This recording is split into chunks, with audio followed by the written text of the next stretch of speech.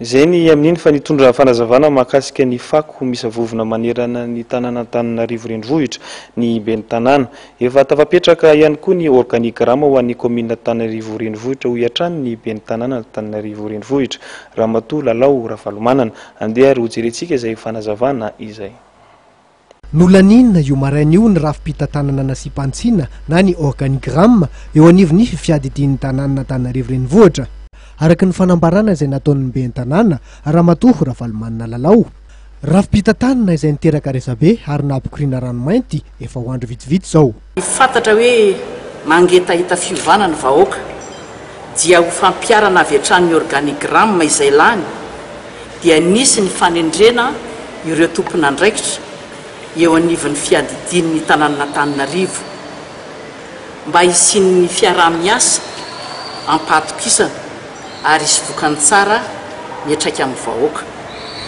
Noho izany dia misy ireo mpiara-miasa vaovao, ny directeur de cabinet Andriamatoa Jean-Pierre Rakoto Arvony, ao ihany koa ny premier adjoint, misahana ny lafin'ny teknika dia Andriamatoa Jean-Gabriel Arson, ny deuxième adjoint misahana ny fitantanam-bola sy ny mpiasa ary ny lafin'ny lalàna sy ny fifandraisana amin'ireo ratsa mangaika amin'ny fanjakana dia Andriamatoa Julien Andremorasata. Ny troisième adjoint misahana ny développement de partenariat dia Andriamatoa Patrick Ramiaramanana.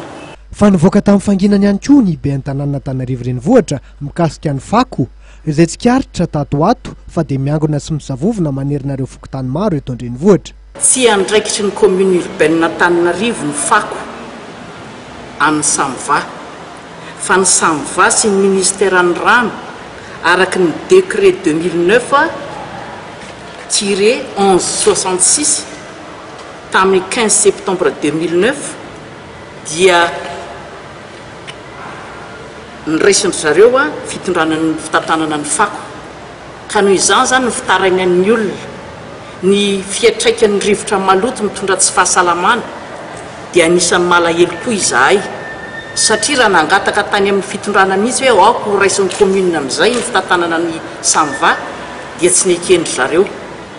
Ny antso ny fanamafisana ny fiaraha-miasa miaraka amin'ny fitondram-panjakana foibe ny fiadidian'ny tanàna Antananarivo renivohitra amin'ny fitsonjovana ity tanàna malalatsika ity.